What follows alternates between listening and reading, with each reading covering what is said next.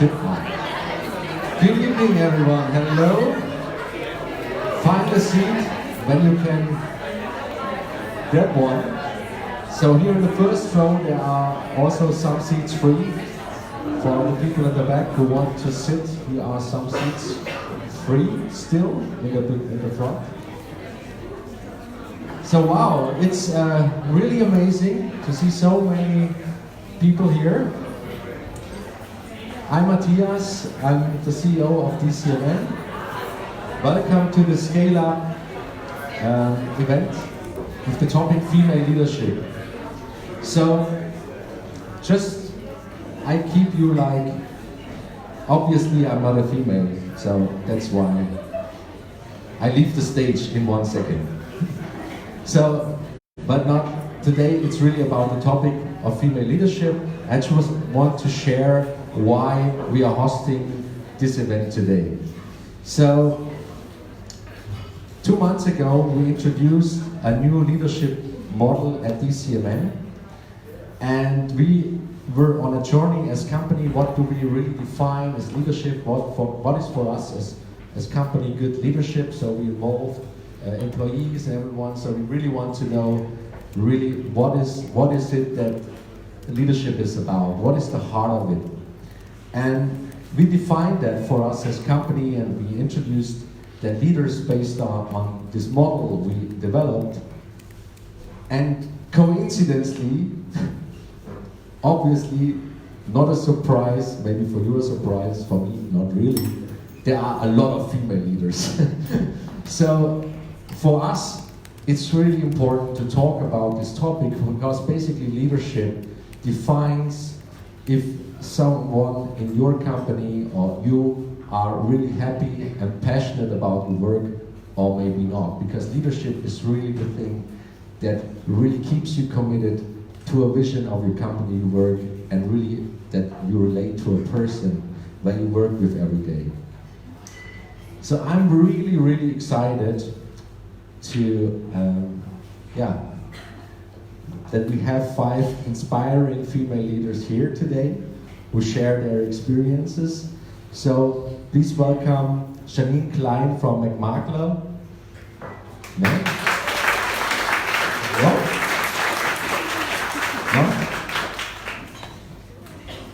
And Vanessa Stark from Pitch.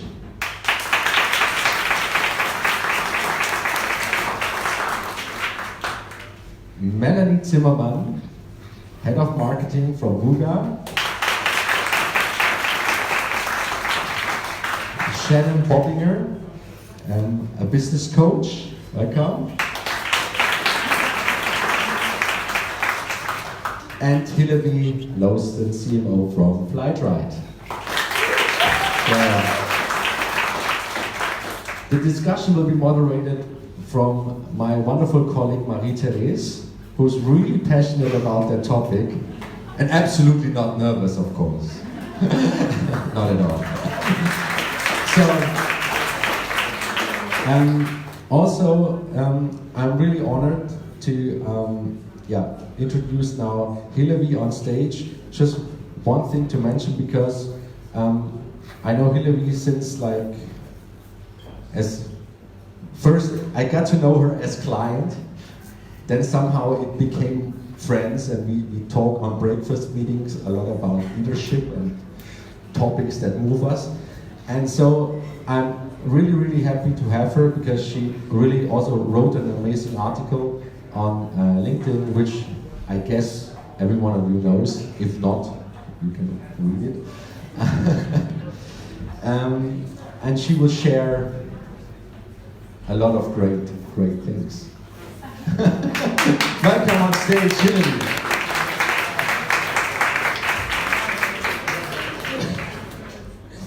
No pressure at all. We're going to share a lot of great things. But I also have to say, Matthias, it's really amazing to see that there are so many people here today. Because this is just such an emotional topic, so I'm happy to share some of my thoughts on this. And I really think that female leadership and female empowerment are topics that are important, and I'm happy to see that so many people think the same.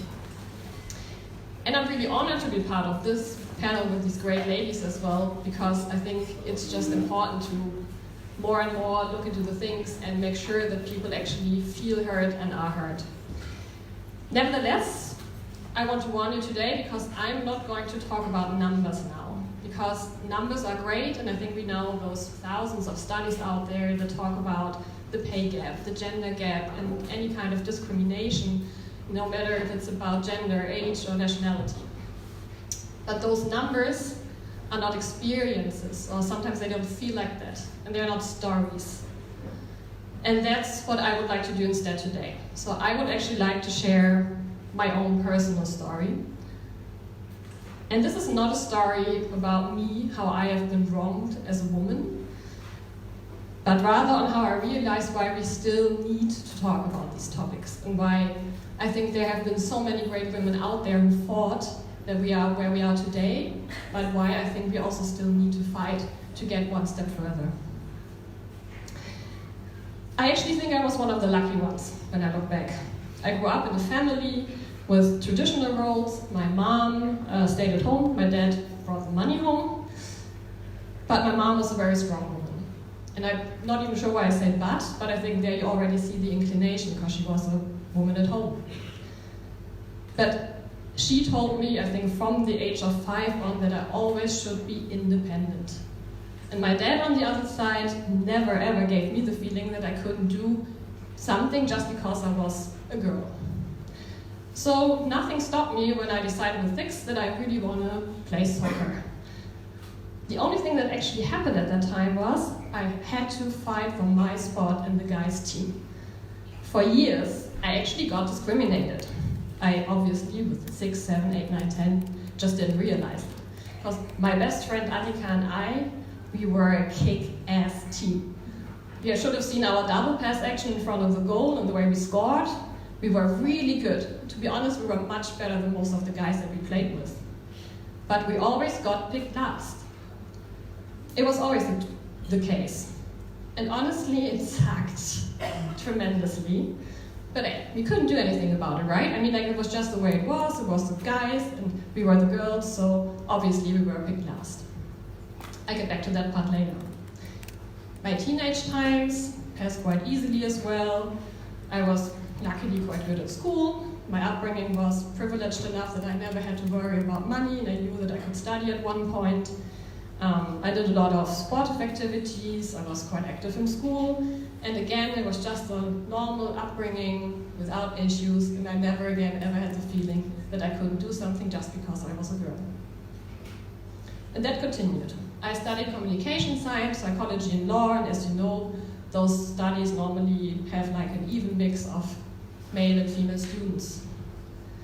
And when I started my career in PR, actually the picture even changed. There were more women at my workplace, and there were a lot of wonderful, not so wonderful, female bosses. And I actually had, I think, 5 times more female colleagues than male colleagues. So again, in my little unknowing head, I never ever thought that I could not achieve something just because I was a woman. After several years in the PR agency world, I got actually quite frustrated by the pressure and the timings and everything that was there. So I decided that I wanted something new, and I joined one of these startups at the time, Gymnu. Gymnu is a website builder, so something that I would definitely call a tech company. And here I have to admit, some of my happy, we are all equal, everything's great, we had a perfect spot, thoughts started to change. Because as you know, in a tech company, there are already more male colleagues than female, especially if you work, for example, as a developer. So I made a very close friend at this company. Let's call her Joanne. She was a female developer. And wow, she really had so much stories to tell that I could not relate to be honest. Because I mean, being the only woman in a team of only male developers really brought a lot on her plate. She already got the experience while she was studying, because again, there were only few women studying what she was doing, and she really had to struggle because she never really felt heard. She always had the feeling she had to prove herself 10 times more than all of her male colleagues. And I think she was actually the one who started opening my eyes that maybe we actually still had an issue. And then it happened. I climbed up the career ladder. Yeah. I had a great boss who didn't care about gender, and he was really supportive. He helped me by trusting that I could actually learn and gain all the necessary knowledge for the new role. I was super happy. And he even got me into contact with a very great guy, let's call him Bob. And Bob gave me my first great career advice. He said, "It's great that you're ambitious. It's really great, Hillevi." And yes, he was American. But you know, what you should never do, scream at people in the office. Don't do that. Don't scream at people because you're a woman. And since you're a woman, that will be perceived as bitchy. And I was like, wait, what? And he saw my face, and he was like, oh, he realized what he said. He really tried to hold it back, and was like, and I was just like, no, okay, thank you so much. And I mean, honestly, just so you know, I've never screamed at anyone. Have I ever screamed at anyone in the office? No, thanks. Honestly not. That's good. So, yeah, lucky me. It seems like I'm not bitchy, right? Yay! But I have to admit, I was actually really shocked at the moment. Because, I mean, there was a senior person in front of me, and he was supposed to give me career advice, and what he did was actually discriminating me in my role as a woman already. And yeah, what shall I say? From there on, I have to tell you, there were a lot of little nuances in which my agenda somehow suddenly played a role. And I don't know if that was something that I suddenly just perceived, or if that changed because my role changed. So it wasn't a feedback that said that I was too dominant. Whereas I was still questioning myself, would anyone ever say that about a male leader? Or I remember a quite emotional situation in which a male colleague said to me, "You are more of a sensitive type of person, right? My girlfriend is like that once a month too." And then looked at me with these knowing eyes. Or it's when you get quiet in your management round that consists of men only, apart from yourself, and when they start talking about family planning, because you know there could still be something to behold against you. It was when a colleague came back after parental leave and only got offered shitty jobs. Or let me quote a senior colleague who wanted to discuss the women's quota with me, who said, "The quota would be unfair because the whole generation of good men would lose their potential." He said that in 2019, which left me stunned. It was a boss of mine telling me I was a part-time feminist. And when I asked him if there were any situations, examples that he would share that brought him to that perception, he couldn't. And then he started comparing me to his wife. It was another new colleague who came in and took over a single meeting with a super strong attitude and loud way of expressing himself. And he kind of took over everything and like the world because he could. And the other men in the leadership circle, they actually jumped to it too. And then there was me asking myself, should I now also start to become louder and more aggressive so that I can actually be heard as well? So should I become more dominant? But honestly, and that is one more of the reasons why I think it's still so important that we are here today discussing these things. It's not only men, obviously not. One of the things in the last years that shook me the most was another woman. A very strong and a very powerful one. She was over 50, and because of the company she worked for, I'm quite convinced that she really had to fight her way up. She's leading one of the major sales houses in Germany. And in the circle of female leaders, she explicitly said, "Part-time is the death of every woman's career. I would never hire a part-time team leader." And that's where I realized, shit. And I'm sorry, but really shit. We still have a very long way to go, if not even another woman is willing to open up the way for younger women who may have different priorities in life, who maybe actually want to combine family and career, like a lot of men do. In the end, if you look back, I mean, like you can see, I was one of the lucky ones. I only experienced minor discrimination, so it's okay. And there's a full stop. I think that is the problem. And that is what I had to learn, especially in talking to others who actually had a much stonier path than I. It is not okay. It is not okay to be discriminated. Never. And it's not okay just because we've already had it better than others, because we have achieved that much, and it's so much better than 20 years ago, 30 years ago, 40 years ago. And if we let it happen, without voicing our resentment, we are part of it. Just as I should have done much earlier when I was playing soccer to the guys, and I should just have been forceful and tell them, guys, pick me because I'm better than the rest. Though I really am one of the lucky ones, because I did have it quite easy in life, but I still feel the responsibility. I want to make it even easier for the generations that follow, for the female leaders that follow, for all leaders that follow. I want it to be normal for a woman to be in a leadership position, no matter if she's a mother or not, no matter if she works part-time or not, no matter if she is dominant or quiet, if she is sensitive or if she's harsh. I think the only way to get there is if we fight for fair interactions between people, no matter their gender, nationality, age, or whatever else may separate us. So for me, this is not only about female empowerment, but about embracing our differences. All of them. Let's start from there. Okay.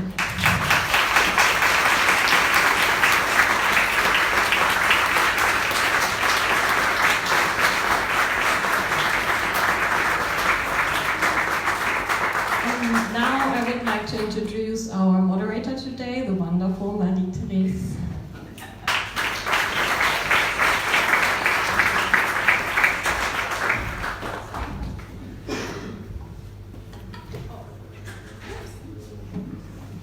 Thank you, Hillevi. This was an amazing speech.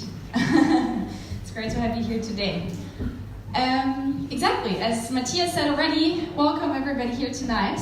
Please, let's fill up the places up here in front. There are 4 more places in the first row. Come, people, be confident. Come up here.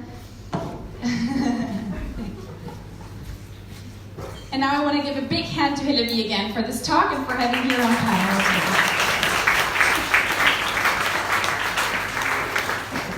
Hillevi, perhaps you just give a very, one phrase of who you are and then 1 sentence to why you're here tonight. Okay, perhaps that you don't have to explain anymore. So, I'm Hillevi and I'm the Chief Marketing Officer at Flightright. We fight for you in case your flight is delayed or got cancelled. And I am here today because it's such an emotional topic for me. I think, as you could see during my speech, I think it is quite personal, but I also think it's just very necessary to be aware of what is happening around us and to really go the next steps. Great, thank you. Welcome. Then I want to please welcome Janine Klein from McMakler on stage, our next panelist.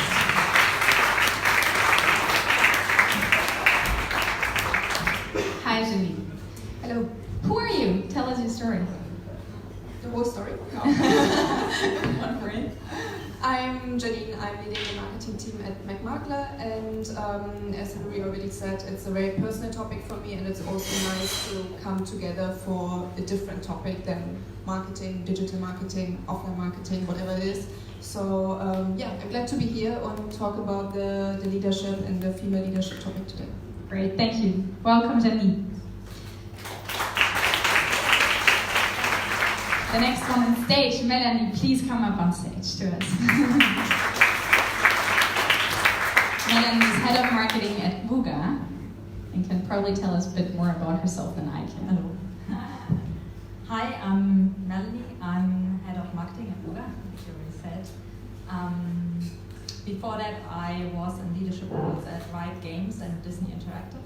So I have worked in the games and creative industries for about 20 years now, quite some time.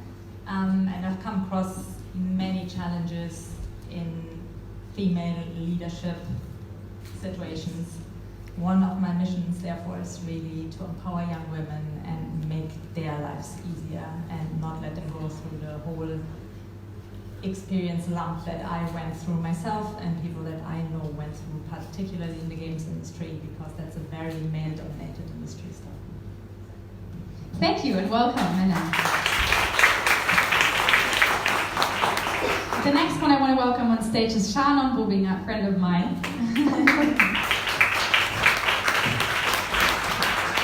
ShaNon, what's your story? Well, I don't think we have time for the whole story, but I'll share a bit of it. I'm a systemic life and business coach and moderator, and very keen, of course, to push the issue of diversity and inclusion, and not just the binary inclusion as well. Great, thank you. Welcome, ShaNon. And our fifth amazing panelist, Vanessa Stark, please come on stage.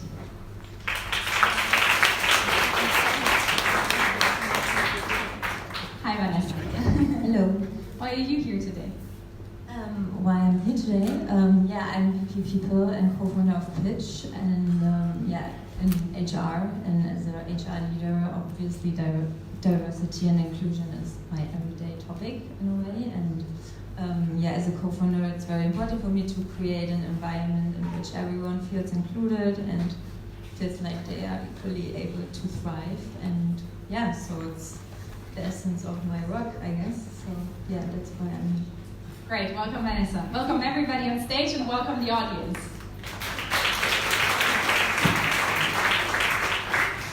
I think Hillevi gave actually a very great introduction into this evening today.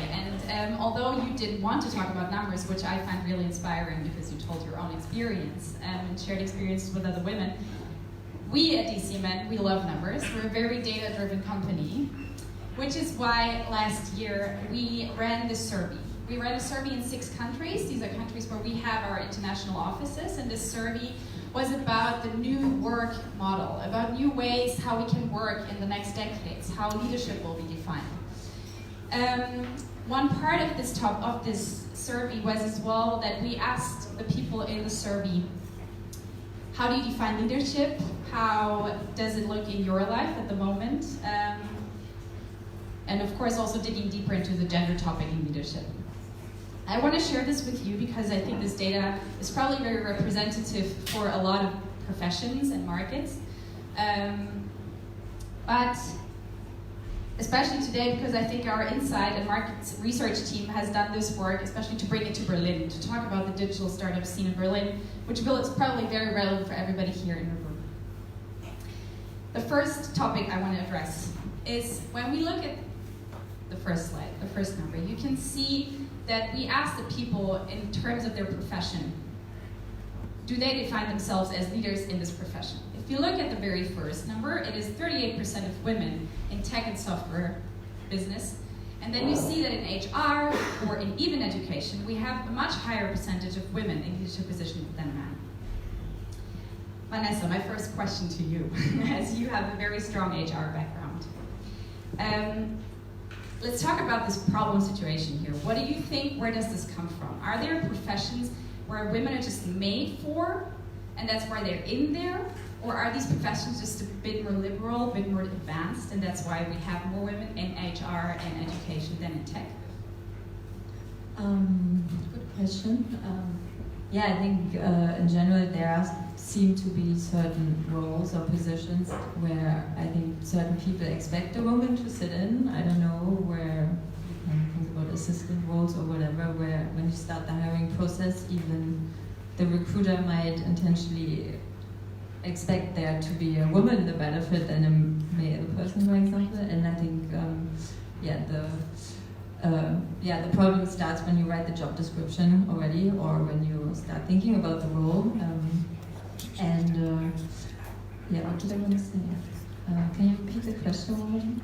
Do you think there is a difference in terms of that they get promoted already in these professions where we see them in a majority?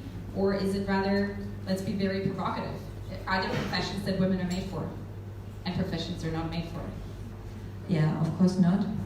I think everyone is made to do whatever they feel like and what they think they are good at, but I think it's also probably partially also how people are brought up with role models and what gender patterns, and when you raise your child, or you already might tell them what they should be one day or what they should be interested in. So I think it needs to change at that point when you raise children, when you start education, that everyone feels enabled to do whatever it is, even if, I don't know, you're a little girl and you want to learn coding when you're 10. Everyone, should be enabled to do that. How did you feel when you went into the HR business? Did you feel like you had a lot of female role models that you could approach to? Or I wouldn't say so. I think also HR, I don't see HR as this traditional model, so I never saw myself as one of those traditional HR people. So there were not many in Germany, at least, where I felt like I would look up to their work and how they approach HR. So I unfortunately didn't. When we look at other professions, especially tech, you, Melanie, I mean, you sit in a profession where there comes gaming, design, creation, and tech together. It is probably all three of these professions are very male-dominated in a very, when we look at the conservative origin. What do you think are the biggest obstacles for women working in these parts of business? What were perhaps your own anecdotes or experiences you shared with female colleagues? What are the obstacles you face? I think it has a lot to do with mind models. Mind models are very powerful, and we are obviously all victims of this, let's call it victims. So we all still have this perception, this idea in our heads on how should a woman behave, how should a man behave, how should a leader look like, etc., right? And in tech, it's really specific, so there's a little bit of a thing to women being more democratic style leaders, while males are more directional leaders, and this is really what other men also respond to. So they think if someone is very directional and they just speak up loud and they really are very self-confident, this would be someone to follow. This is just, mind models of how a leader should be like. And they would perceive a more female leadership that is more democratic and more someone that asks and kind of asks in team for decisions, etc., as a weakness. And because it then looks like, oh, she is asking everyone, does she even have a plan? Or is she asking us because she doesn't know what she wants to do or where she wants to drive us towards to? And while actually a female leader may just be interested in really getting everyone's opinion together first before taking a decision, right? Because everyone in the team are specialists and they come from various backgrounds, so you want to have a broader picture of the whole thing and not just walk in and go, hey, we do it like this, I'm new, this is my strategy, thanks. So in tech and in gaming particularly, that are very male-dominated areas still, we obviously run into this extremely, because if you look at the history of the whole thing, you have gaming companies in the past particularly that were mainly men. They were then the CEOs of the company because it was a man with his friend. One is the CEO, one is the COO. This is how it starts. And they really have also a specific profile of behavior, obviously, because they're gamers, so they're very competitive and they are usually outspoken and if something goes wrong. Though now we see much more women or young women gaming, and they're really interested and they really want to work in that area. And this is really one of the things really dear to my heart, right? To make them speak up, feel confident, work in the industry, and just be confident to be good, right? Because they are good, they just don't know how to show it and how to stand up for themselves sometimes. Right. If we look at this from an international perspective, Jeannine, I know that you've been working in South Africa before, and you also have experience in working in the UK and in London. What would you say, is there a difference between Germany and other countries in terms of the profession, where women are more in the majority, or in terms of leadership styles? I would like to look at London and Germany a bit, or the UK and Germany a bit, because South Africa is a whole different story about white and black, and there are a lot of other topics that come into place as well. So there's actually one story that I remember. I moved back to Berlin 2.5 years ago, and when I was still in London, I went to quite a few conferences and meetups and all these things. And my boss and the CEO in the company in London, they were trying to promote women a lot. So actually they had this mission of creating the best working environment in this company. And UK, it was a lot about participating in awards and like winning the best company of the year and these kind of things. So they were actually trying to promote me as a woman, but at the same time also other people in the team. And it was a fintech area as well, so it was actually more male dominated.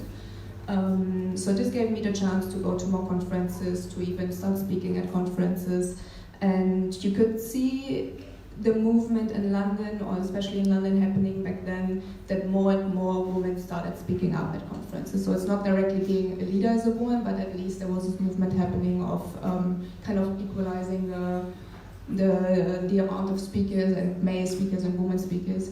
And then I got to Berlin when I was still working in London to join the NOAA conference. And I was expecting something very similar. And I remember the first day was, I think, a 2 days conference. And the first day was over and I went to the hotel and was literally shocked when I was recapping like the experiences and from what I heard and all the talks and everything. There was not one woman speaker on that day. And that's kind of what made me start thinking, okay, I think Germany is, I mean, London is just starting, or just started, and a lot of things are happening, but Germany is not even in the mindset, or back then, it was 3.5 years ago now, was not even in the mindset of pushing these kind of topics. And so yeah, then I came to Berlin, and I think it's still, also at McMakler, it's a prop tech area, so it's very tech and male dominated as well, and you have this typical teams like marketing, myself, HR, design that are more female, or more people, or the majority of the team is female, but all the other typical male, I would say, oriented teams, they're still very male.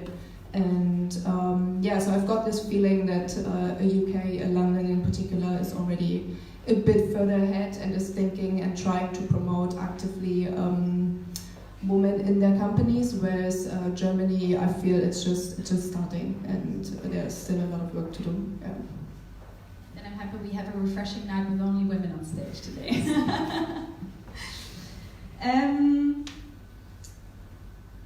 Hillevi, you have the experience from the startup scene here in Berlin especially. What would you say, I don't know about your corporate background, I don't know if you have experience in the corporate business so far, but would you say it's a melting pot in startups and perhaps we wouldn't have that problem there at all? Or is it specifically strong to see in startups that we have a minority of women? So in my opinion, actually, we are quite lucky, most of us, that we are working more in the startup scene, because there is a difference. And that's what I also meant when I talked about the women earlier that was over 50. For me, it was not really about age, but the way she grew up and also the area she focused on, because there was somebody from a company, from a full-grown big company.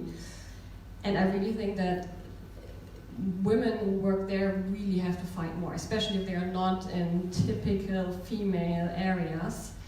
And I realized sitting there, because at the leadership circle that I talked about, there were like 4 women, so also the CEO of Gunnar Yahoo is a woman. I'm sitting there and their experiences just differ a lot from what I have experienced. And I think that's also why it was so important for me to talk about that today, because I also always had the feeling it's not that bad. And that's also the discussion that I have with male colleagues sometimes, that they say, but look at it, I mean, like, it's fine, we are equal. But we are not. And I think we are quite privileged actually in the startup scene, because there it is more normal and it's a topic that you talk about, and you have more men also who are more aware of the situation, so it's better. And I think in companies it's still more difficult, at least that's the experience I have also from my past. But obviously, and especially in certain areas, especially when they're tech-related and so on, we still have the problem. And it is difficult for people, and especially for young women, to really take the next step. And I mean, like, obviously that's sometimes connected to some kind of stereotypes or things that also are more within the females, like, as I said, I was perceived dominant, where I was like, but really? Okay. So should you be shyer? But then you're too shy. And I think these issues are also obviously true in the startup scene still. Okay, yeah. I mean, if we all probably in this room, we probably agree a lot on the majority that, like, ethically, there is no question that we have to support women more. We have to support anybody who's underrepresented at the moment, and we exactly don't have to make this binary decision of, like, women or men. Or. But ShaNon, if we ask this question ethically, as I said, probably there is a big agreement. Do you think there are also economic advantages the company will take advantage from when they realize tools and actions that support more women and support more underrepresented groups, so that perhaps we could even convince people that at the moment say, there is no discussion. I mean, I see women walking around. Is there something we could convince them with, besides the ethical discussion? I think, well, yes, definitely. But at the same time, I don't really like the idea of having to convince anyone. I'd rather like to go into a direction of understanding how it's not a loss when there's equality. There won't be any losses for anyone if we get to a point of equality. And also this thinking that we have as a society of male, female, such and such. Even within a man, of course we know that there's so many also female tendencies, and also to not look down on them and to just allow ourselves also to be plural, you know, within ourselves, and not just go by, for example, what I've been listening to. I always felt like, okay, I guess I'm a man then, according to all the qualities that we've listed. So, but that just doesn't work, and just maybe to free ourselves. But I know at the same time that it sounds maybe too spiritual, I don't know, but just realizing the pictures and the beliefs that we have, that we've been conditioned with through society. So we're having this discussion of feeling like we would need to convince anybody, and just really, convince someone that there could actually be an economic win. I mean,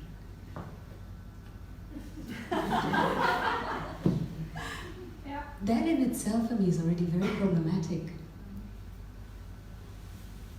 But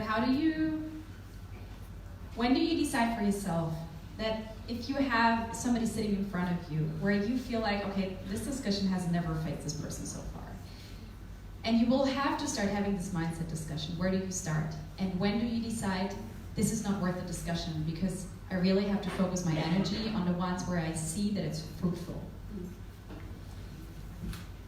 That's a tough one. Well, this is going to be a female aspect of me now. I go by my gut feeling, to be honest. If I'm sitting in front of someone and I'm sharing and exchanging, and there's no resonance, and you can tell they just really don't get it. Within the core of themselves, they don't get it. That's when I move on, and I try, especially these days, I try to focus my energy way more on people who already got it further. Because I generally feel that these are the ones that we need to start with. These are the ones that we need to pick, our allies, or people who are already in the direction of wanting to learn, wanting to understand, able to make space, able to give more access and resources, right? And choose those ones and stick to them. Because trying to convince those who don't get it is just generally a waste of energy. Harsh, but probably true. No, but it's also about managing my own resources. Because many times, this is going to be very psychological, but many times when you feel like you have to fight for someone for it to be right, then that becomes a pattern, and you do this in your job. Especially as a woman, you have to be extra strong or extra this and extra that. This is a pattern that maybe also we've been conditioned with. That as a female leader, as a potential female leader, we have to work harder than a man. I don't believe in that. Okay, fair. If we come to the second data point that we found very interesting in this survey, we realized when we looked at this that this chart shows you the lower the position in the hierarchy people are, the more women are represented. The higher it gets to the right side, the less women are represented. This is a very frustrating and probably not a very surprising data point, but it raises a lot of questions. Hillevi, when you look at your way so far to becoming a CMO, to the female and male leaders you had in your life, what do you think are the biggest obstacles that women face on that way up there, especially when they're getting less and less women around them? Okay, there are so many. I think let's divide them in two. So one is something, again, and I sometimes hate that you have to talk in stereotypes when you talk about these topics, right? So I'm sorry about that up front. But I think one of them is something that I experienced today as well when I talked to a really strong female colleague. Women in general, stereotype, I'm sorry, have the tendency to undersell themselves. That is just an issue that we face, in my opinion. I mean, really, if you talk about salary or whatever, and you really have to show what you can do, you really sometimes, as a woman, feel uncomfortable. I had a situation just the other day. I was talking to somebody, a headhunter, and there was honestly like the job that was offered, I actually did not feel I could get it at all. Like there were so many things in the description, I was like, oh my god, haha, good joke. But I pretended. So it was on the phone, so it was easy, and I actually wrote to my boyfriend afterwards, yeah, I pretended I was a man, because I really said to everything, yeah, sure, I've done that, and then I made it bigger and whatever. And it worked. I mean, like, honestly, the guy on the other side was like, wow, cool, yeah, that's great. And I was just like, okay, it works. And that was really not natural to me. So I was pretending, and it only worked because it was over the phone. And honestly, I don't want to do that. I really don't want to do that. I don't want anyone to do it, but it still works because there are so many male leaders out there, and as we heard before, they're resonating to that. So I think that's one issue, that we really as women are more polite and laid back, and if we see a job description and we know 60% we can fulfill, then we would be honest about it. Whereas a lot of men that I know would be like, yeah, sure, don't worry about it, I can do it. And the other thing is still, in my opinion, society. So if I look around in my circle of friends, most of them are mothers, and they are the ones who stayed at home for at least a year, and they are the ones who are working part-time. And I mean, like I had the quote from that female leader, part-time still can be the death of a woman's career, unfortunately. And I think we should change that, and I think we should make it possible that you can also be a leader in part-time if you want to, but I think we also have to change society so that it's more normal that a man actually maybe stays at home, or that it's divided parental leave. And then maybe later on, actually both of them take 35 hours or 30 hours, so it's not only on the woman. So I would say those obstacles are maybe the biggest one, but obviously there are many more. Jeannine, I know from our calls from last week that you also shared a lot of experience from before when you were a young professional woman, and you had leaders in front of you that you looked up to, they were your role models. Can you share a bit of this experience with us? I would like to hear also your experiences when you look in hindsight now, in the beginning of your career. What did you miss that you know you would have really needed back then as an advice that could have changed something, that could have made it easier for you, for example? Yeah, again, London was a very interesting time for me here, and showing me what maybe could have gone better before. So I studied marketing here in Berlin, and right with my studies, I also started working in the startup scene. I've joined Groupon, back then City Deal. I think it was the first week they opened the office, so it was very small and young. And I was sitting in the office with Oliver Samba, Philipp Magin, so all the like very smart people, but also very obviously strong-minded, very own views, opinions, etc. on how to grow a company. So joining them and joining basically from day one allowed me to be involved in a lot of things and have a lot of responsibility, even at an age and at an education level where I probably wasn't prepared for. But at the same time, it was a huge learning curve, but more on probably, if we come back to like stereotypes, probably more on the stereotype characteristics of a male person. So I learned to be strong, I learned to be very direct, I learned to say things or sell things. So I feel like I got these characteristics from them, which probably helped me a lot to do what I was doing. But when I came to London and had my boss over there, he was the first boss, and he was a male, that was very emotional as well as a person. So he had a lot of female elements to him, and he actually showed me how important it is to not only be smart, obviously, and know what you're doing, and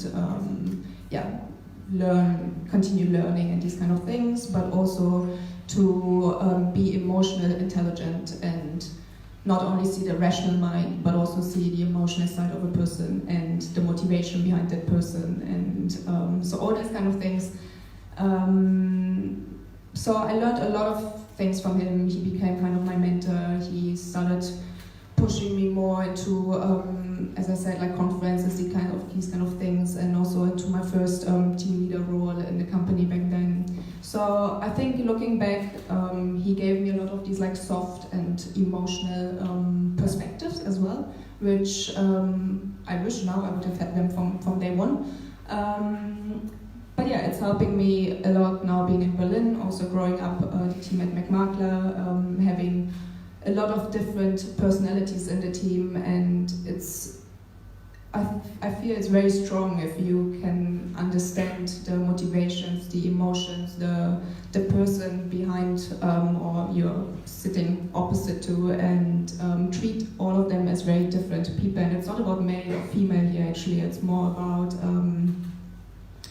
their personality, and not seeing them as okay, you're a display marketing manager, you are a TV marketing manager, whatever, but actually really understanding them as a personality. And also I think it's one of our responsibilities, actually, us as team lead or leadership roles, not only HRs or I don't know, the very senior management responsibilities. I think we have to take responsibility in promoting our juniors in the team, mid-level management in the team, to become leadership or female leaders as well.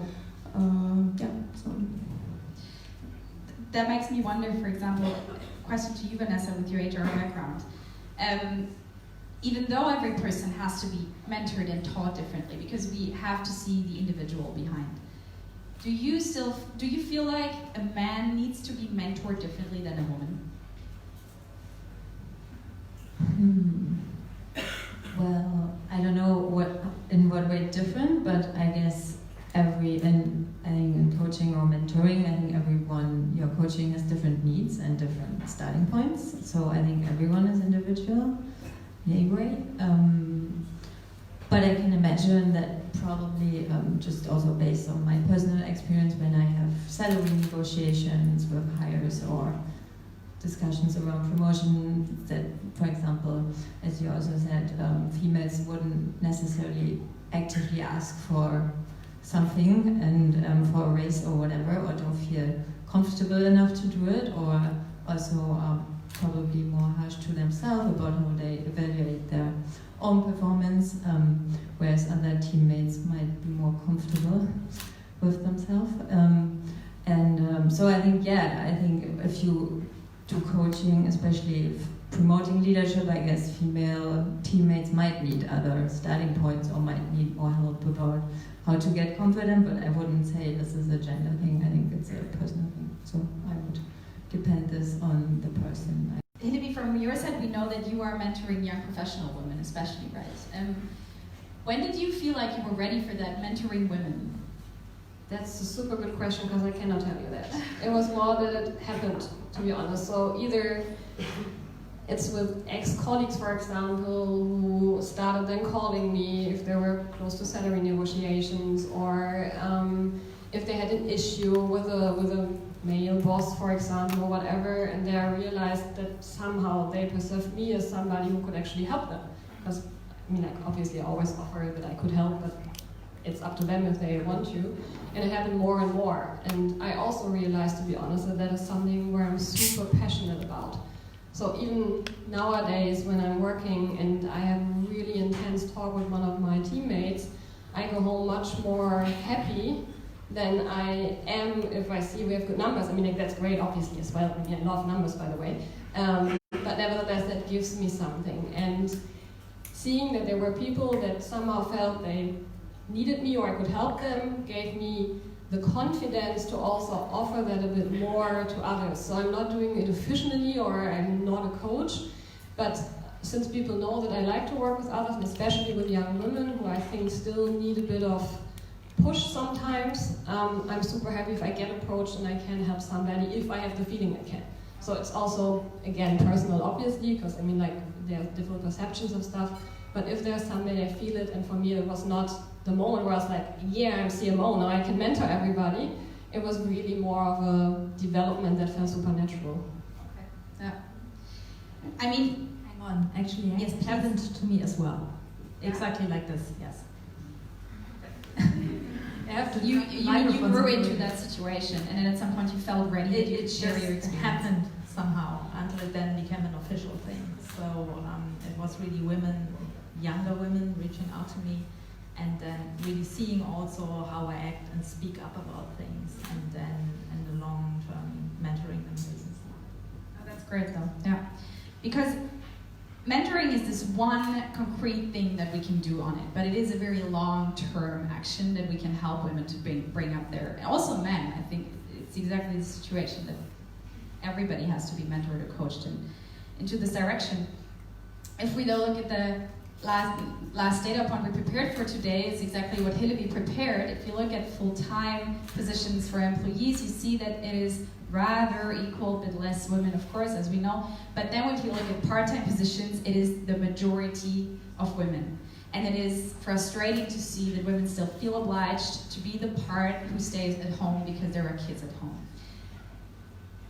Melanie, what is the situation that you do concretely in your team besides mentoring, that you know exactly, these are concrete measures that everybody here can take home tonight and be like, okay, wow, I can realize this, and I know it will have an impact on my team and on my company, that we will have more diverse teams, we will have more inclusive teams, and women will not fall behind just because they're mothers. Ooh, okay, let me think about this a little bit, because obviously I'm less confronted with communication about mothers, right? Because I have still mainly men in my environment, let's say like this. Though I must say, Wooga is actually a really good company. We're really trying to change things. So we now have 38% women employed, and we're really making an effort to make a difference. Things generally, I can say, obviously, are things when you're hiring new people, for example. So to get more women in the business, let's go there. When you're hiring people, you want to really make sure that you have a diverse interview panel. So you actually have people that may have been also in that situation already, right? And they know how to ask those questions and really see where people come from. And we also had a little, not at Wooga, in another job where I was, we had actually someone reject the job because they were not happy with the interview panel because there were only men, and then that lady didn't feel like she wanted to actually join. What then was a big shock for everyone that was interviewing, right? Another thing, you want to make sure is you, if you're hiring, for example, if you work with a recruiter, you can do things like say, okay, here are 5 white males that you give me. Can you please exchange one of them for someone that is more diverse, right? Give me the best woman you have in the applications. So you get more women in the teams. And obviously, it has also to do with values in your company, right? Your company values. You need to really make sure that they cater to diversity. And when you, especially for startups, when you actually think about what are our values, then can be also things that cater again towards women or more diverse environment. So, for example, at Wooga, again, the main value is thoughtful communication. That can be really good because it kind of destroys right away this whole talking about each other in meetings, you know, falling into each other's words. I don't know how you say that best in English. Interrupting each other, etc., but really listening to each other and being respectful.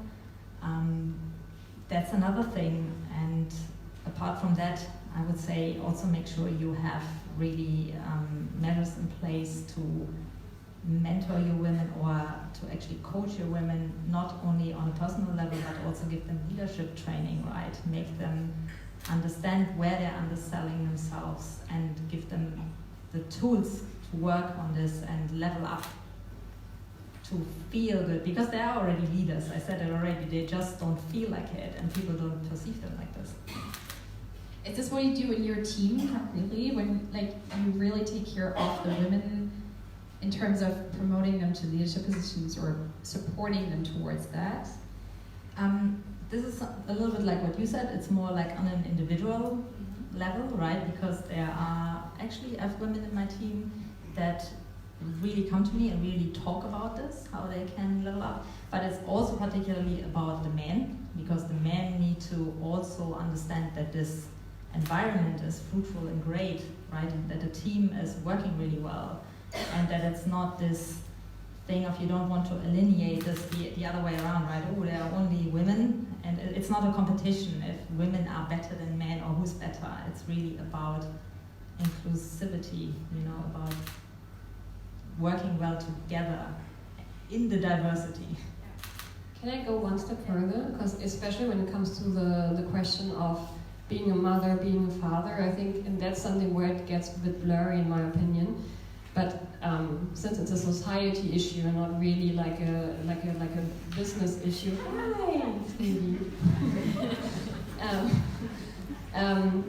I think, to be honest, what I also do, and that is where I say it gets blurry, is also to talk with my male colleagues about taking parental leave, and I really support that as a leader, so that it becomes clear, and I talk about it openly beforehand as well, that it's absolutely okay if they think about taking parental leave as well, so that it becomes an option at least, because I think that's still one of the issues, and I will not be able to change that on my own.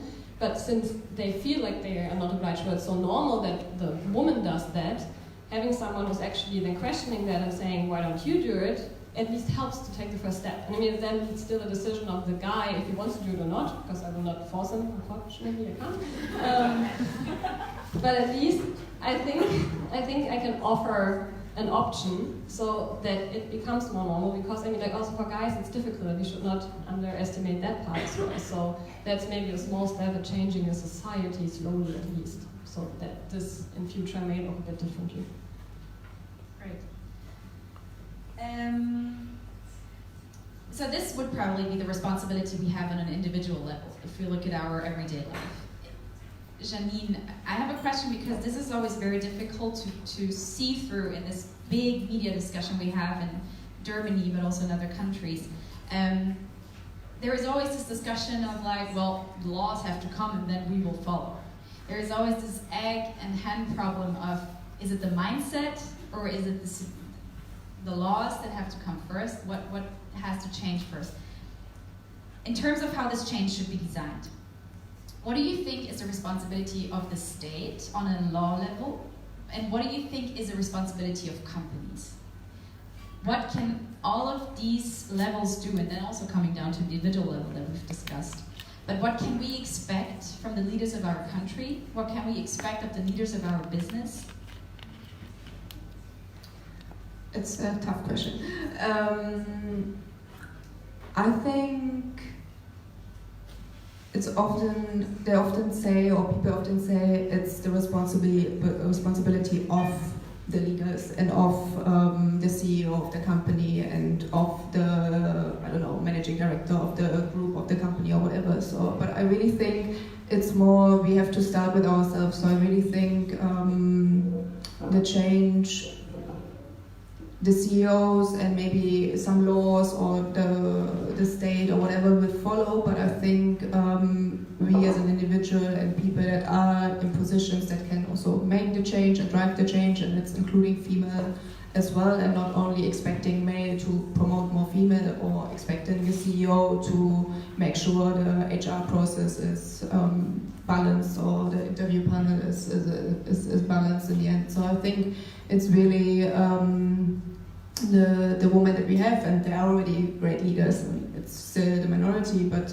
I think we have the responsibility to understand. I mean, and also not everyone in the team, if I look at my team now, not everyone wants to be a leader, right? It's also understanding who wants to be a leader, and it's also the same for male. I also have some guys in my team that might not even want to step into a team lead position or even higher position. So I think it's also something you can't force, and you really have to understand the strength of the person and in which direction the person wants to develop. And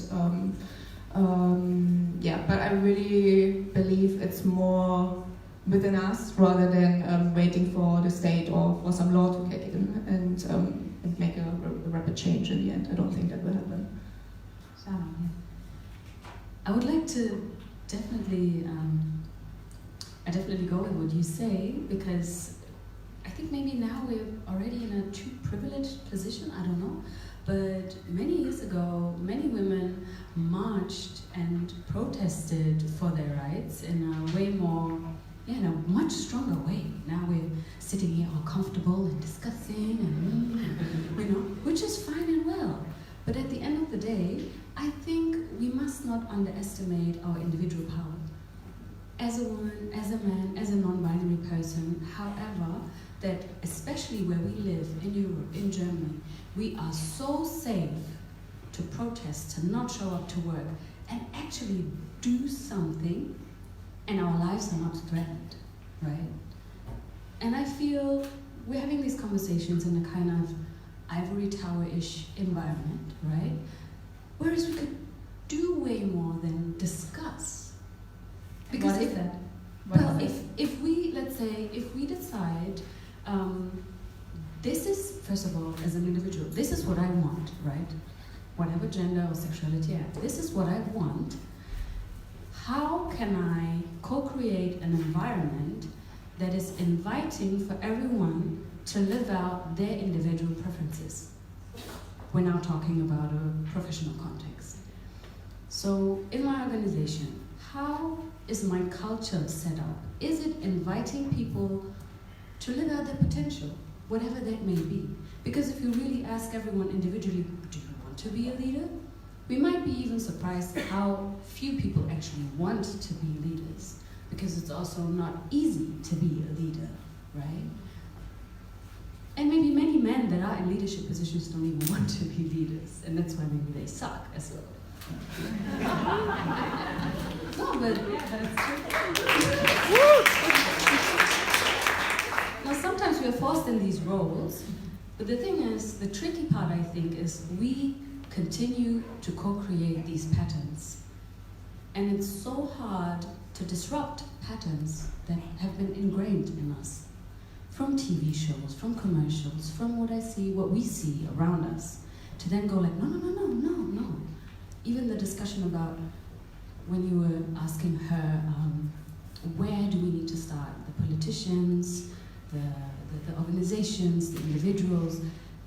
I was thinking to myself, do these people, I just call them people because of course families are these days definitely no longer just men and women, do these humans actually also take on their own individual leadership role in their relationships and discuss before they create a family, how are we going to do this? Do you want to stay at home? Are we sharing this? Do I even want to continue to be a career person after I have a family? Because that roles change and ideas change and wishes and desires and visions change. I might have wanted to start off being this career-driven person, totally fine. Then I have a family and I change my mind, totally fine.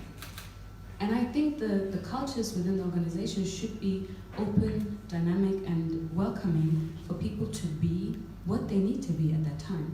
Because this is how, I guess, most of us also perform at our best, when we feel that we can be who we are. And I actually think that's also our responsibility as leaders to make sure that it's not, like, I'm not responsible for someone developing or whatever. I mean, like, I can help, but in the end, I mean, it's in the individual that needs to decide if, where, and how that person actually wants to develop. And I think I can give the tools and I can give the help that I can, but I'm not responsible for that. And I feel like a lot of people, especially in startups and so on, do not sometimes take the ownership of their own lives. And so that's why I'm completely with you, that you actually really have to question yourself. And as a leader, as I said, the only thing is I can kind of show them that it's up to them where they want to be and what they want to be, and I can only help you to develop into the direction, if it's a leader or an individual contributor, an expert, whatever it is, and also family-wise, so I'm totally with you.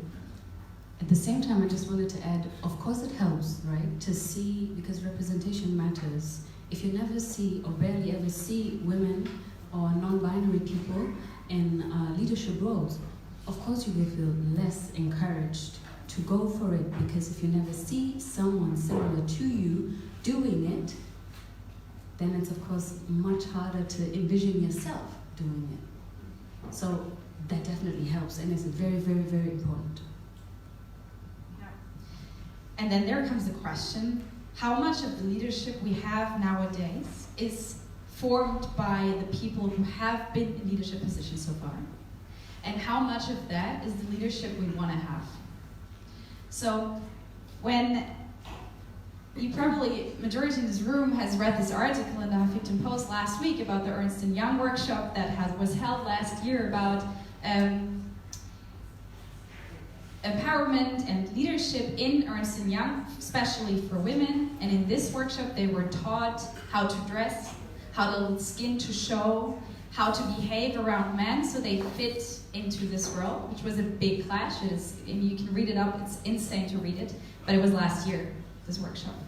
And there comes the question of, like, when we open this box of Pandora to say, women don't have to adjust to the way how leadership is defined nowadays, then what is leadership actually nowadays? Do we have to redefine this word, Vanessa? Or ShaNon? I mean, Vanessa?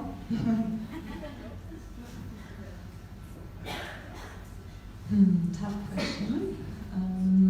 Let me think. So the essence of the question was if we should redefine leadership nowadays. Or do we, so the question is, do people who do not fit into this world yet have to adjust? Or do we actually have to open this box of Pandora and say, it's just not what we want to have anymore nowadays?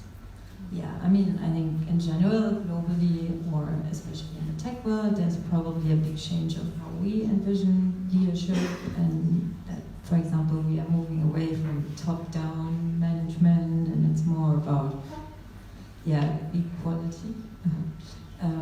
At least decision-making processes are more distributed in the team, and there's not just one CEO making the decision, even though it's probably still like that 99% of the cases. But I think there's much more of an awareness that leadership should be distributed in the team and not centered in 3 leaders or whatever.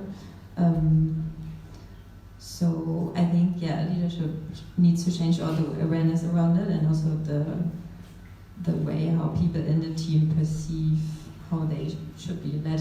I think, it should be more of an, mentoring situation, which I think each company tries to establish, but still, I guess, fails.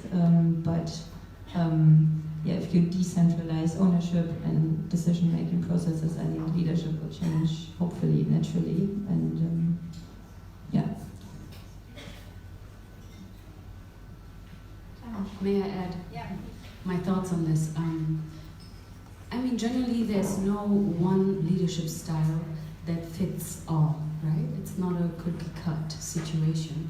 And as an individual, we always have the choice to decide, is this an environment where I feel happy with? Does it resonate with my values? If yes, sure, stay. If not, try to change. If that's not possible, then go elsewhere and find your tribe, find your area. At the same time, even if you're a great leader, right? If you're told that your style is maybe no longer adequate to the situation, to the project, whatever, if someone tells you, I don't think this is working, this should be always allowed to be criticized, to be questioned, and that doesn't determine good or bad leadership. And I think the idea of leadership should always remain dynamic and actually should never be static and should always be re-questioned.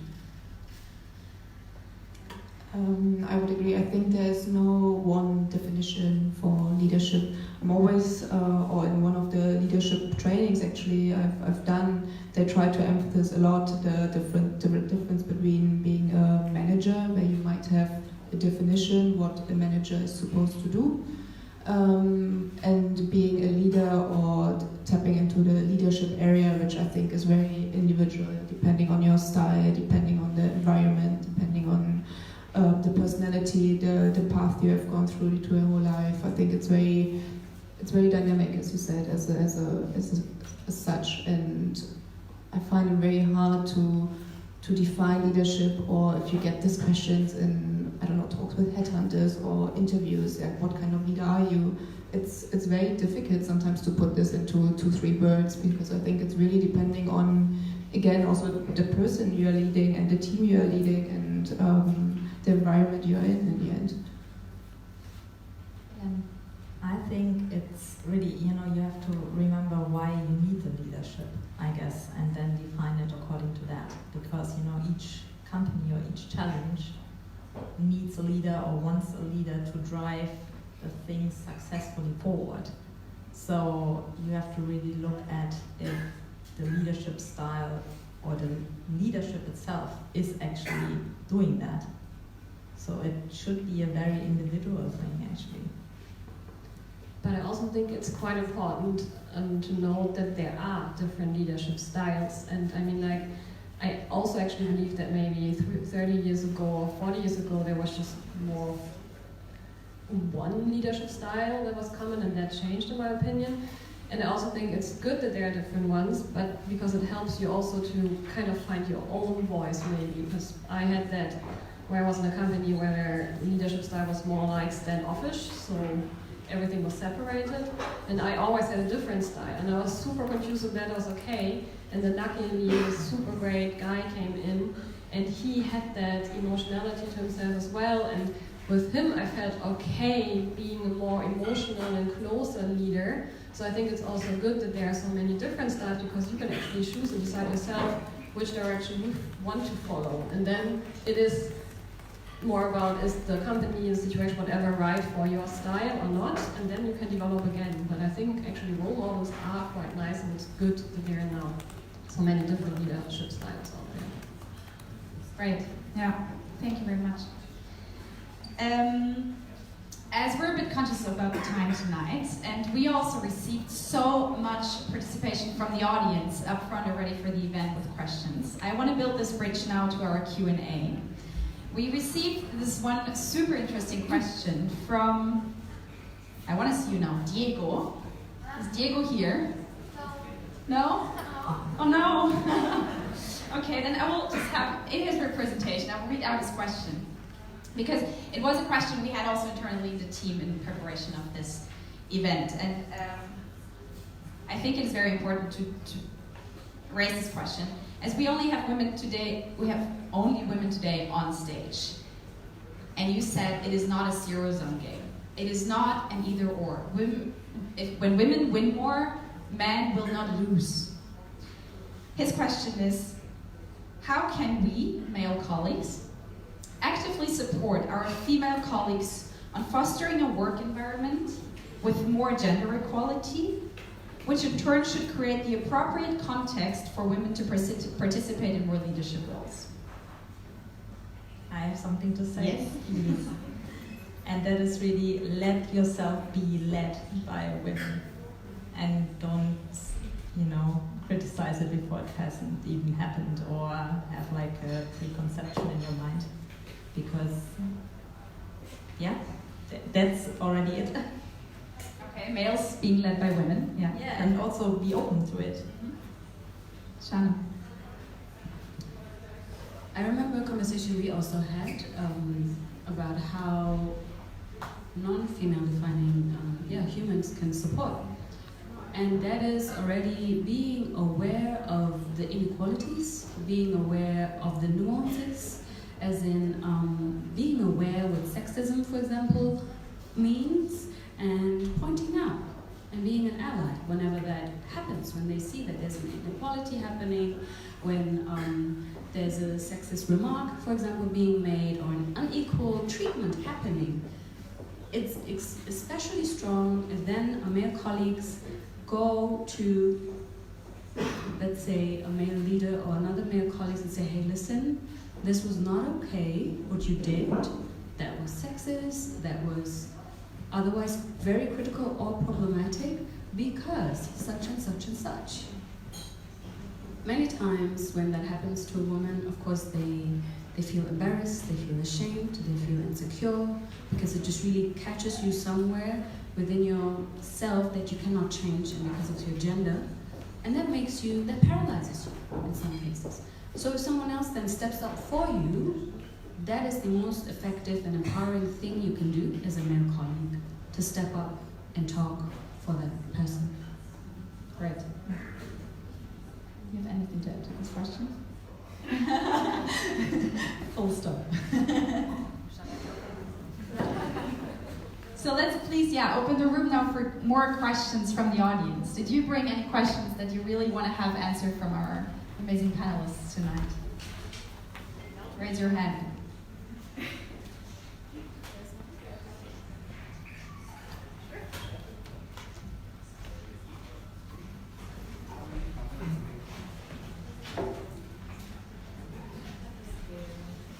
Hi. First of all, thank you guys so much for sharing all of your insights. It's really, really interesting to hear. One thing that I was actually curious to hear a bit more about, I think that ShaNon touched on it lightly with regards to talking about how there were many women who protested and paved the way for where we are today. But there's one thing that we didn't actually talk about at all that was touched on, which was actually kind of the intersectionality of this issue, which is obviously thinking about not just being a woman, but different races, different gender identities, different sexual orientation, religion, nationality, and how those all things can also affect this issue. And especially being an Indian American living in Berlin, it's an interesting issue for me, because obviously I sometimes feel like I'm curious how that affects my relationship with my coworkers and the companies I work at. And so I was wondering if you feel comfortable talking about some of the things you might be doing in your personal life or professional life to sort of also address that sort of also big topic within the issue that we're trying to face here.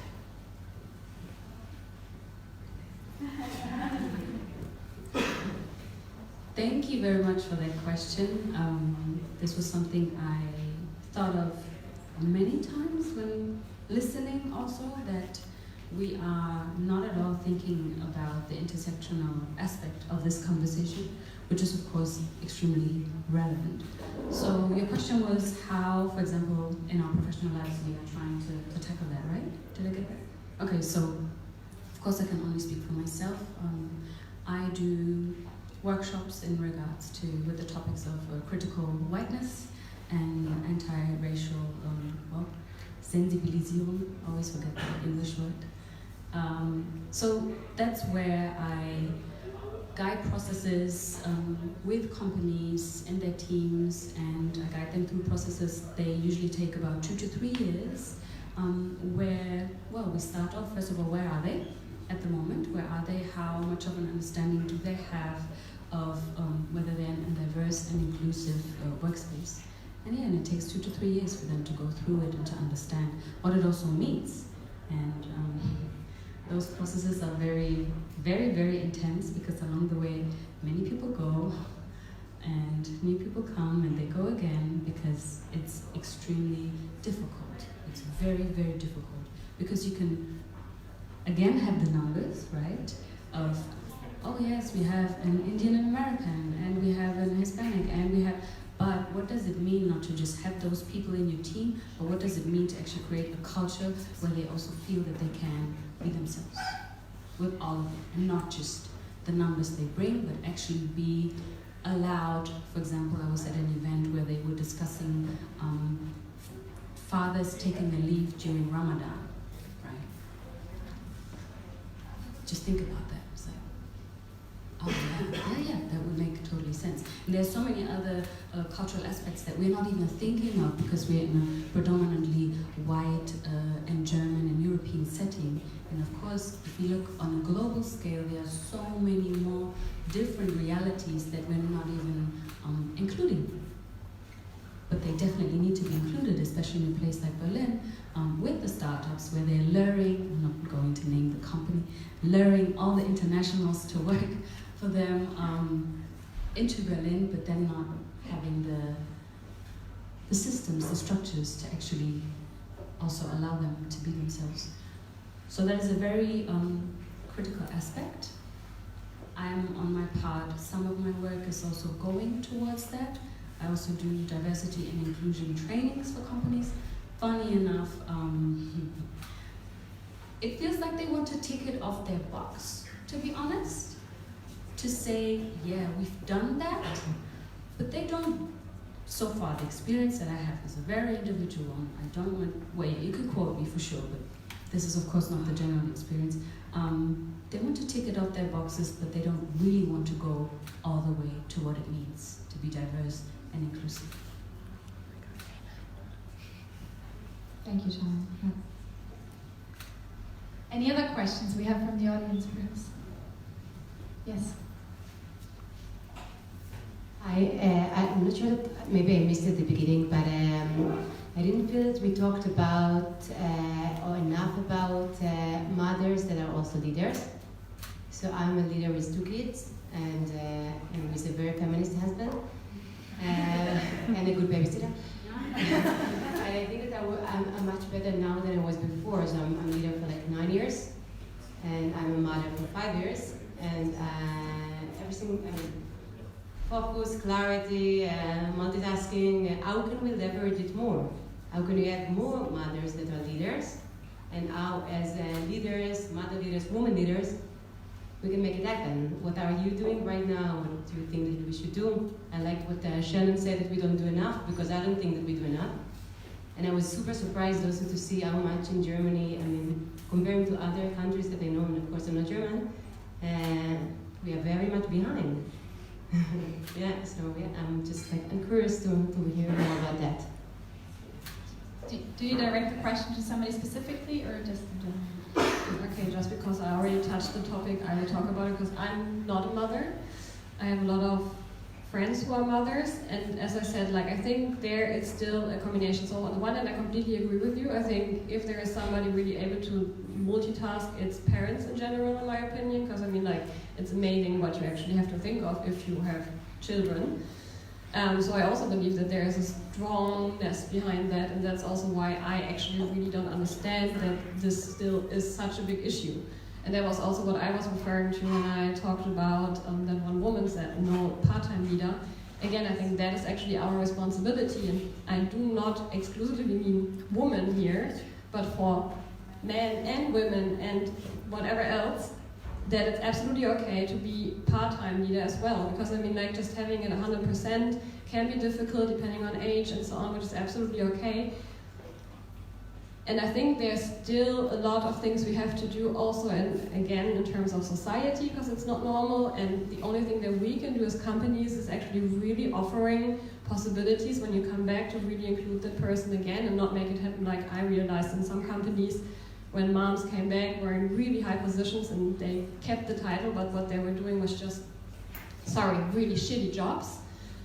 So make sure that this is not happening, and making sure that there is this inclusive environment for everyone who comes back after parental leave, offering part-time solutions, so everything that we've already talked about, and really also encouraging everyone to really take on the leadership thing, because to be honest, I think that's then more a female perception, that I think a lot of my friends at least always feel they cannot do both.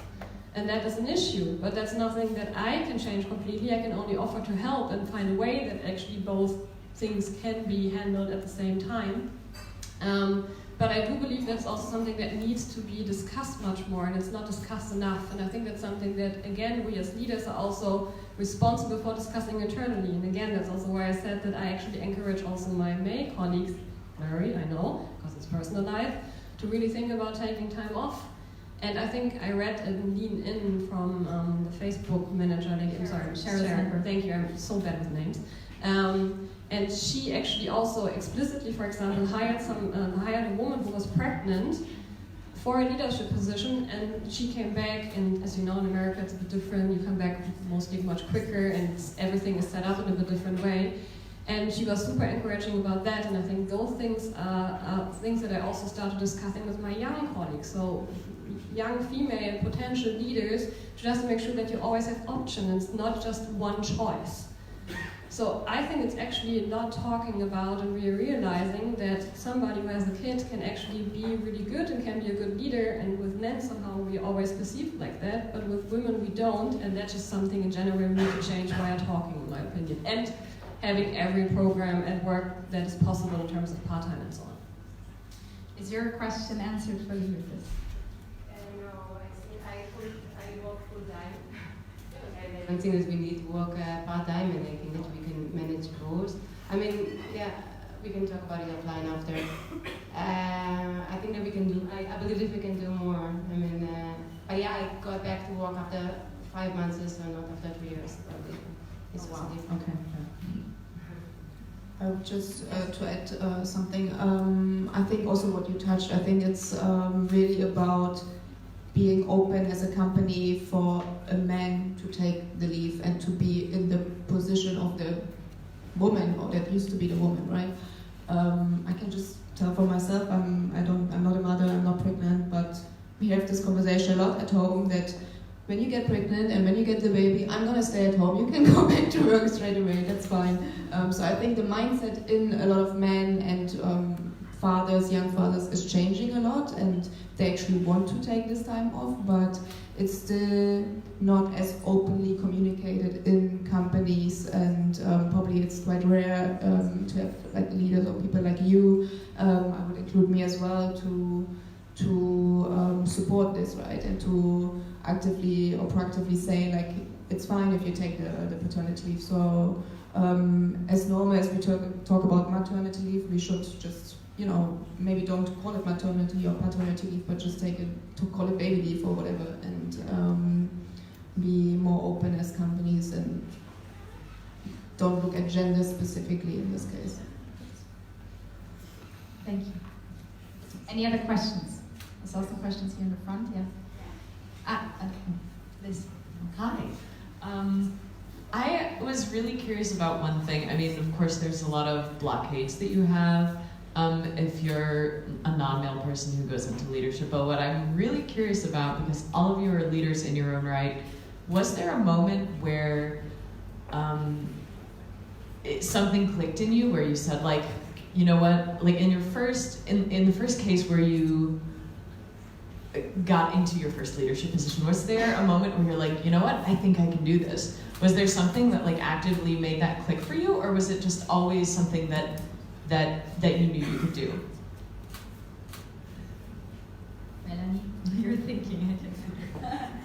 I'm laughing about myself because I was the co-leader of a gang when I was 7. And my mom had to go talk to the head teacher. So that should answer your question from my side. Actually, I have to add on that it was also that way around, and I had to remind myself that it's actually okay to feel comfortable to be a leader. Yeah, probably this is, I'm very similar there. And I think for women it is, especially because you are called dominant all of a sudden, and it is pronounced as like something negative. So you think about it, you go home, you're like, did I do something wrong? And then in a common sense, gut feeling, you're like, I didn't do anything wrong. I just did what I wanted to do and it felt right, but somebody called me off. So where do I make this decision that this person who calls me off is just not a like-minded person and I do not take this advice? And when do I say this is a good advice and I can learn from this, right? Liz, do you have any other questions? No? Then please.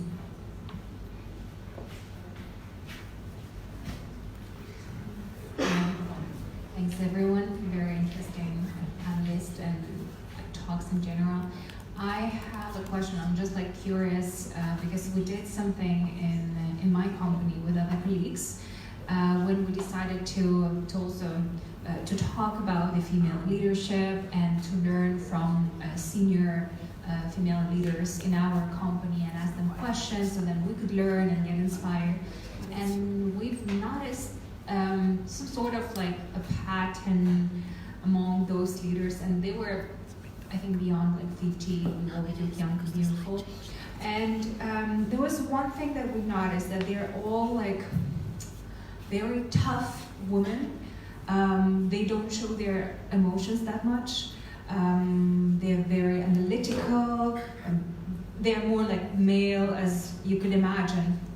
And what we realized, that we were just like curious, could it be also some sort of a generation difference? I think right now, like at least among like my colleagues, we've noticed that right now what you're talking is it's okay to be a different leader. It's okay to show your emotions. It's okay to be a female, right? Like we need to embrace that as we just need to embrace ourselves. We don't need to pretend to be someone else. Like if you're tough, good, well, good for you. If you're emotional, then that's okay. Just like learn how to manage your emotions.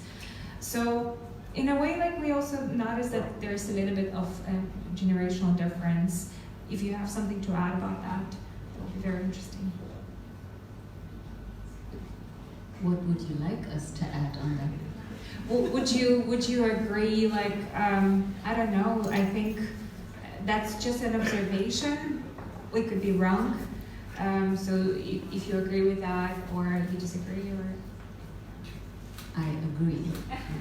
No, but I think jokes aside, I think every time has its own methods, and every era has its own needs, right? And I still believe in plurality, in a dynamic mindset.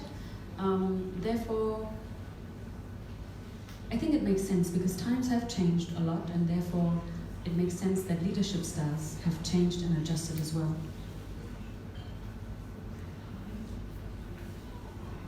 Great. I think, to be honest, one more question?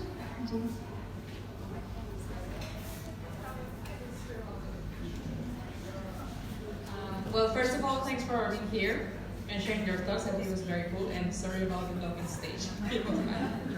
Well, the first question is, did you invite your male colleagues to be here? Because I'm very shocked that there are like 6 guys on the stage. One of them, well, 6 guys in the public, and which are not from DCMN, and one of them is married to a person. So yeah, this is the first thing that I'm very shocked, because for me it's like, okay, I want to know if you invite them, and yeah, maybe they are very busy, whatever. And if you think that tomorrow they will be interested to ask you like, hey, how was it? And take this topic really serious, because somehow I really think women we talk about it and we are very concerned about it. But I don't know if like maybe they consider it, but I don't know if they are really concerned about changing this. And I would like to know from your experience, if you talk tomorrow with your colleagues, male colleagues, if you really think they would say like, oh shit, I missed something good, or like, I am feminism, yeah. So. Okay, so there were many questions in that one. So let me start with that. So I asked some male colleagues who are sitting there to join explicitly, but I have also to say it was very interesting to see that, because to be honest, from my team there are a lot of people here tonight, thanks for that by the way, and I did not ask them to come, and that means all women who are here actually decided to come on their own, whereas the guys I had to ask if they wanted to join. So just saying. Also, I didn't know about the event. You thought it's about marketing, right? Maybe that's also because they're not as active on LinkedIn. But I'm pretty sure that also some of my other male colleagues and also even more senior colleagues saw it on LinkedIn and they did not consider coming. And I'm actually, like what I decided to do is when this is over, because I didn't want them to push them because I'm part of the panel and that would be weird. But when I'm done, so next week when I'm back at work, I would definitely ask them why they didn't come. And if they think it's not an important topic, or if they think they're already on a level where they actually think they don't need it anymore. And I'm really interested to see what they are going to say, to be honest.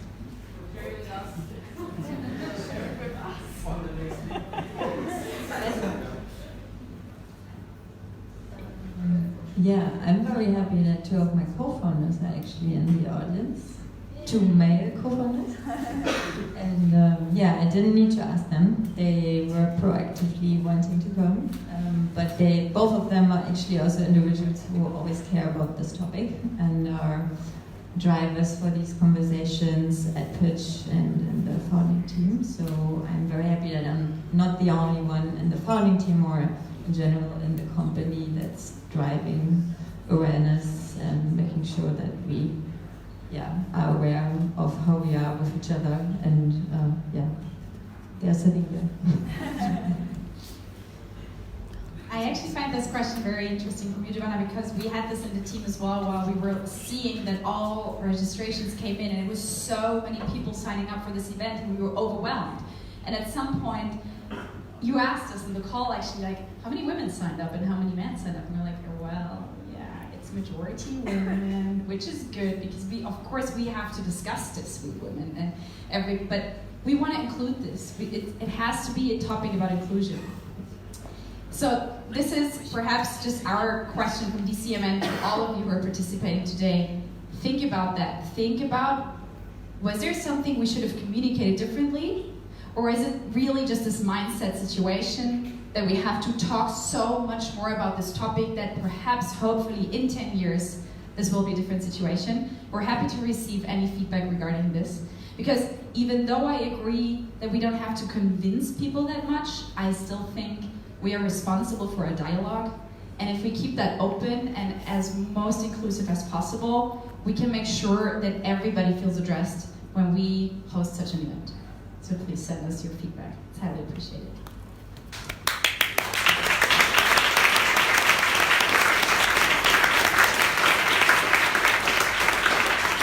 So now, I think we can wrap this up in a very short last question, but I want to hear from all of you. What is your main key takeaway that everybody here in the audience and watching tonight can take home and realize in their work tomorrow? One key takeaway per panelist, please. Vanessa. Well, I think first of all, not thinking so much in binary systems about who's male and who's not female, or sorry, who's male.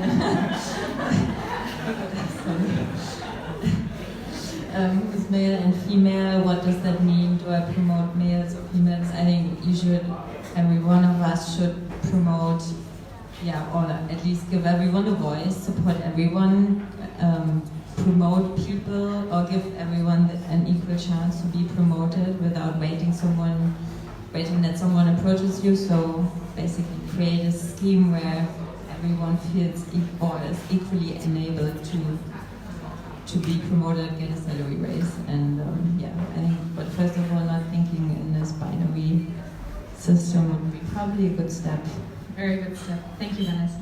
ShaNon. We'll take turns, okay. So,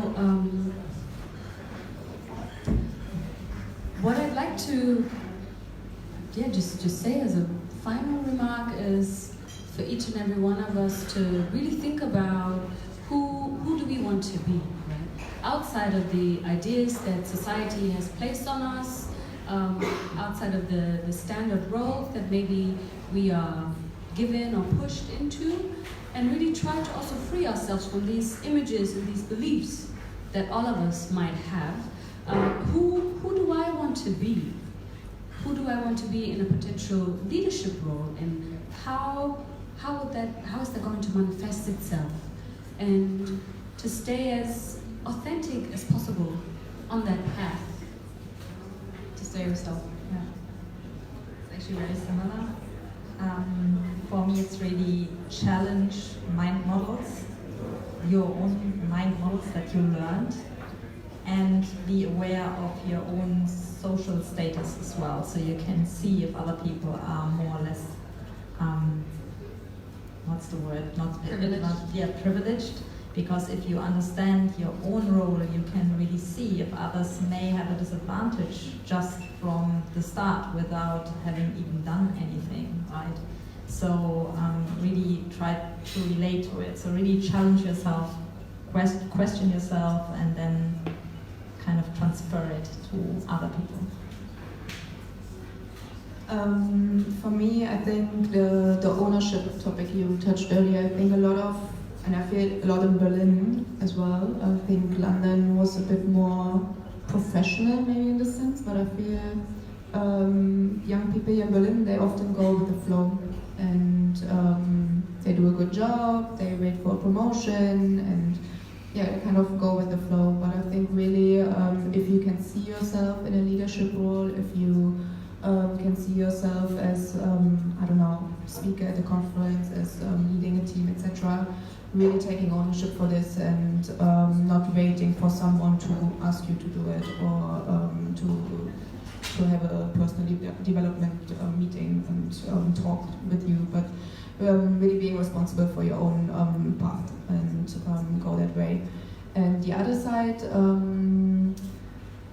that actually, I read an article yesterday that a good friend shared it with me yesterday, and it was about all the hierarchies we have in teams, and often if you're in a certain position, you try to I don't know, meet up and connect with people on the same level, rather than maybe taking someone for lunch that just joined as a junior or as an intern, etc. So I think it's also important, it's again like us as an individual taking responsibility and promoting our juniors, etc., to really not only look at our same level where we are and maybe go with, I don't know, in my case, the head of sales or whoever for lunch, but also take people from my team, from other teams, where you know there's potential for them to grow and to learn from you as a leader as well. Thank you. Main key takeaway, wear black boots. No, I think I just want to sum it up in believe in yourself and actually trust yourself. And then I think that's a good way to start. Great. Thank you so much for this amazing